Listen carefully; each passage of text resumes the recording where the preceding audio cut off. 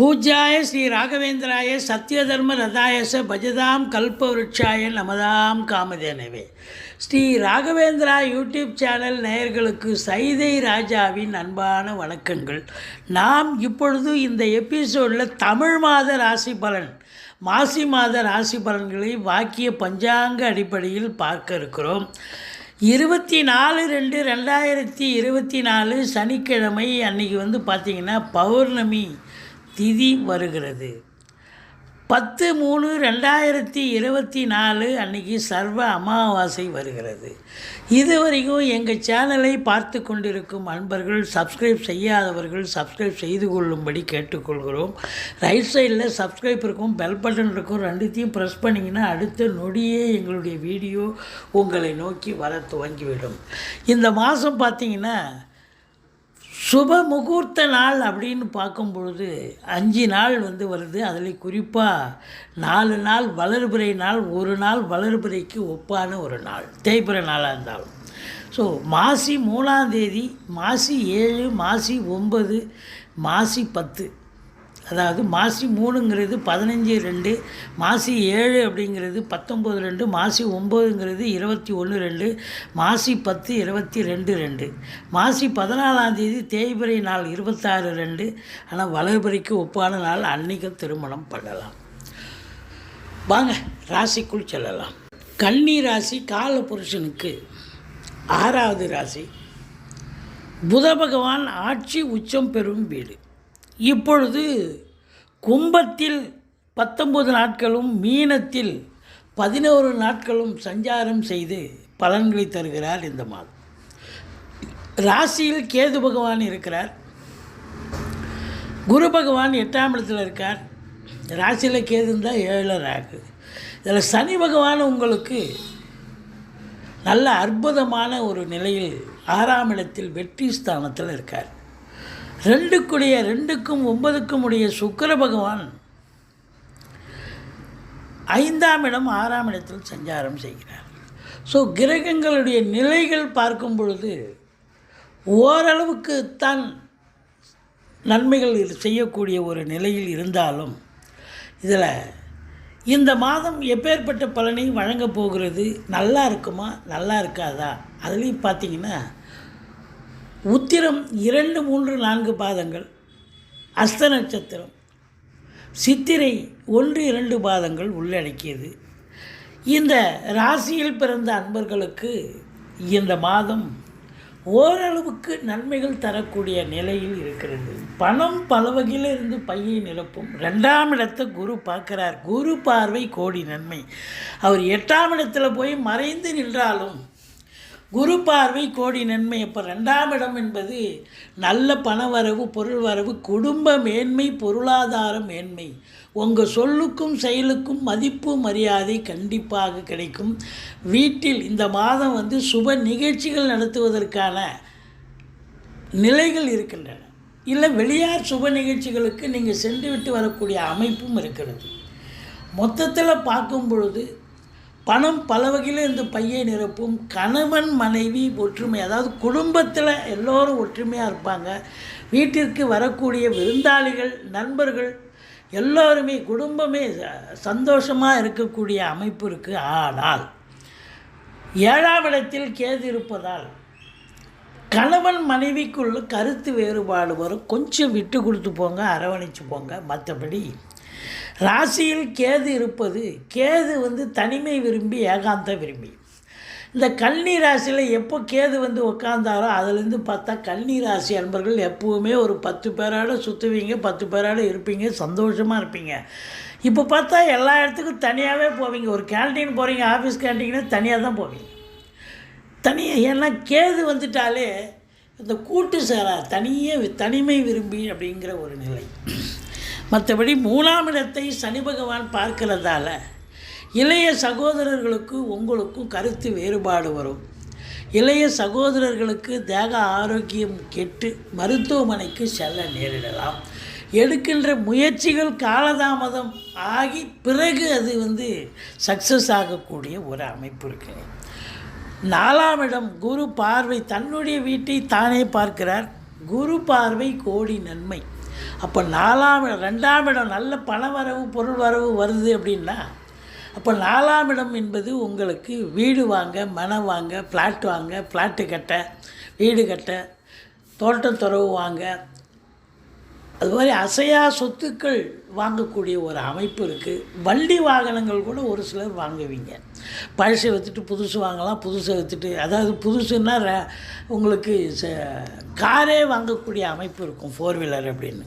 4ஆம் இடம் மாத்ருஸ்தானமாக இருக்கிறதால தாய் வழி சொந்தங்களால் அனுகூலம் கிடைக்கும். படிக்கிற பிள்ளைகளுக்கு நல்ல கல்விக்கு சுப செலவு செஞ்சு நல்லா படிக்க வைப்பீங்க. பசங்க நல்லா படிப்பாங்க அப்படின்னு சொல்லலாம். 4ஆம் இடம் அந்த வண்டி வாகனங்களை வச்சு பொழப்பு நடத்தக்கூடியவர்களுக்கு சவாரிகள் நல்லா கிடைச்சி நல்ல சம்பாத்தியத்தை பார்க்க போகிறீங்க அப்படின்னு சொல்லலாம். 3க்கும் 8க்கும் உடைய செவ்வாய் உச்ச நிலையில் இருக்கிறார். இந்த 3ஆம் இடம் முயற்சி ஸ்தானாதிபதி உச்சநிலையில் இருக்கிறார். 8ஆம் இடத்து அதிபதி உச்சநிலையில் இருக்கார். 8க்குடையவன் உச்சநிலையில் இருக்கலாமா, இருந்து 8ஆம் வீட்டையே பார்த்துடுறார். அப்போது ஏதாவது சில பிரச்சனைகள், பொது விவகாரங்கள் அல்லது கொஞ்சம் எச்சரிக்கையாக இருக்கணும். வெளிவட்டார பழக்க வழக்கங்களில் அறிமுகம் இல்லாத நண்பர்கள் எல்லாம், அதாவது போன்றவற்றிக்கிட்ட கொஞ்சம் ஜாக்கிரதையாக பேசணும், ஜாக்கிரதையாக இருக்கணும் அப்படிங்கிறது தான் இங்கே நிலை.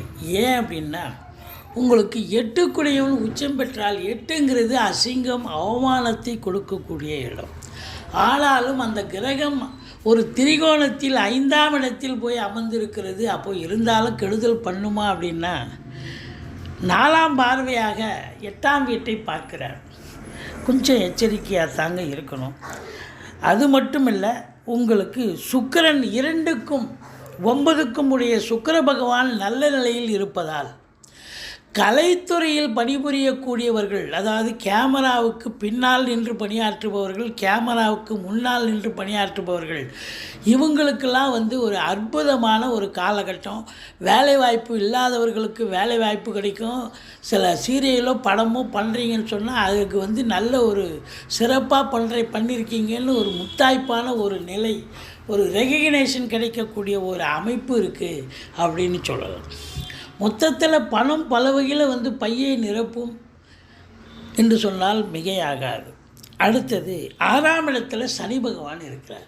இந்த 6ஆம் இடத்துல சனி பகவான் வெற்றி வாய்ப்பை தரக்கூடிய ஒரு அமைப்பு. ஆனால் அவரோடு சேர்ந்து 12க்குடைய சூரியன் அமர்ந்திருக்கிறார். செலவினங்கள் ஏற்பட்டாலும் வெற்றி வாய்ப்பை கண்டிப்பாக பெறுவீங்க. அதாவது உதாரணமாக நீங்கள் ஒரு எக்ஸாம் எழுதுறீங்க, டிஎன்பிஎஸ்சி, குரூப் 4, குரூப் 1, இப்படி ஏதாவது பேங்க் எக்ஸாம், ரயில்வே சர்வீஸ், இப்படி எக்ஸாம் எழுதுறீங்க, இல்லை ஸ்போர்ட்ஸில் கலந்துக்கிறீங்க, உங்களுக்கெல்லாம் எப்படி இருக்கும்? இப்போ 3ஆம் இடத்து அதிபதி செவ்வாய் உச்சமாக இருக்குது. அப்போ ஸ்போர்ட்ஸில் கலந்துக்கிறவங்கெல்லாம் கொஞ்சம் நல்ல ஒரு பிரில்லியண்ட்டாக சாதனை பண்ணக்கூடிய ஒரு காலகட்டம் அப்படின்னு சொல்கிறோம்.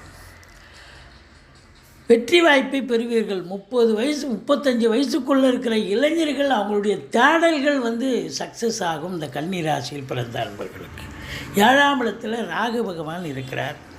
ராசிநாதன் 7ஆம் இடத்துக்கு, அதாவது 6ஆம் இடமும் 7ஆம் இடத்துல தானே இருக்கார், இருந்து ராசியை பார்க்குறாரு. அப்போ பத்திரிகை துறை, எழுத்துத்துறை, எழுத்தாளர்கள், கவிஞர்கள், ஆடிட்டர்கள், வங்கி பணியாளர்கள், அவர் 10க்குடையவனும் கூட இல்லையா, பணியாளர்கள், இவங்களுக்கெல்லாம், அதாவது எல்லோருக்குமே புதனுடைய ஆதிக்கம் நிறைந்த அன்பர்களுக்கு பொற்காலம் என்று சொன்னால் மிகையாகாது.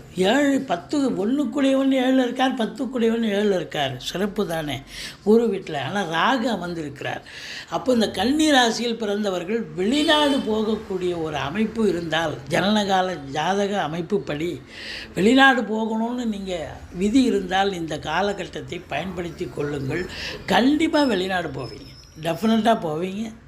அது உயர்கல்விக்காக போகலாம், உத்தியோகத்துக்காக போகலாம், அல்லது உங்களுக்கு சொந்த தொழிலுக்காக கூட செல்லலாம். எதற்காக சென்றாலும் சாதனை புரிவீர்கள். உள்நாட்டு வாணிபம், வெளிநாட்டு வாணிபம், ஏற்றுமதி இறக்குமதியாளர்கள், ஷேர் மார்க்கெட்டில் இன்வெஸ்ட் பண்ணுறவங்க, ஸ்பெக்குலேஷன் பண்ணுறவங்க, ஆன்லைன் பிஸ்னஸ் பண்ணுறவங்க, ஹோட்டல் பிஸ்னஸ் பண்ணுறவங்க, இவங்களுக்கெல்லாம் சிறப்பான ஒரு காலகட்டம். மொத்தத்தில் பார்க்கும்பொழுது 8ஆம் இடத்தில் குரு பகவான் அதிர்ஷ்ட வாய்ப்புகளை தரப்போகிறார். 7க்குடையவன் 8ல் இருக்கார். அப்போ 7க்குடையவன் 8ல் இருக்காருன்னா வாழ்க்கை துணை அல்லது மனைவியால் யோக பாக்கியங்கள் எப்படி அவங்க பிறந்த வீட்டிலேருந்து லிக்விட் கேஷோ ஜுவல்ஸோ கொண்டு வரலாம், அல்லது அவங்க வேலை பார்க்குற இடத்துல ப்ரமோஷன் இன்க்ரிமெண்ட்டு கிடைக்கலாம். இப்படி நல்லது நடக்கக்கூடிய ஒரு அமைப்பு இருக்குது என்று சொன்னால் மிகையாகாது. குரு பகவானுடைய பார்வை 12ஆம் இடத்தை பார்க்கிறது. செலவினங்கள் ஏற்பட்டாலும் உங்களுக்கு சுப செலவுகளே ஏற்படக்கூடிய ஒரு மாதமாக இது விளங்குகிறது. இந்த ராசியில் பிறந்தவர்களுக்கு 5 நாட்கள் சந்திராஷ்டம நாட்கள் வருகிறது. ரொம்ப ரொம்ப எச்சரிக்கையாக இருக்கணும். அதாவது ஆரம்பத்தில் 2, 3, 4 மாசி தமிழ் தேதியை தான் குறிப்பிடுறோம். தமிழ் தேதி 2, 3, 4, மாத கடைசியில் 29, 30 இந்த 5 நாட்கள் சந்திராஷ்டம நாட்கள் வர இருப்பதால் மிகுந்த எச்சரிக்கையோடு இருக்கணும். சந்திராஷ்டமம்னு சொல்லிக்கிங்க வேலை பார்க்குற இடத்துல.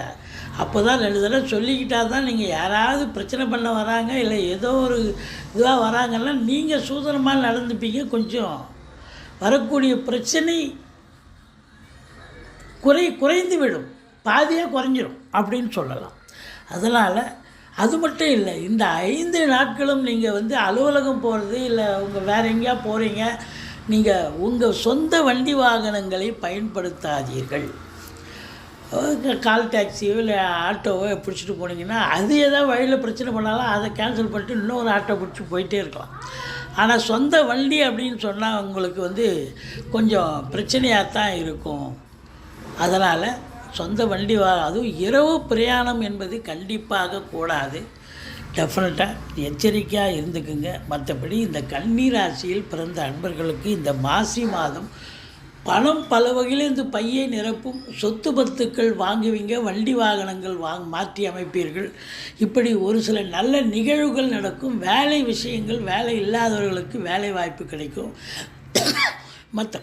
மற்றபடி இந்த மாதம் ஓரளவுக்கு கிரகங்கள் நன்மைகள் தரக்கூடிய அமைப்பில் இருக்கின்றது. பிள்ளையாரை வழிபாடு செய்யுங்கள், சக்கரத்தாழ்வாரை போற்றுங்கள். எங்களுடைய வீடியோ பிடிச்சிருந்தால் லைக் பண்ணுங்கள், ஷேர் பண்ணுங்கள், சப்ஸ்கிரைப் பண்ணுங்கள். மறக்காமல் சப்ஸ்கிரைப் பண்ணுங்கள். நன்றி. வாழ்க வளமுடன்.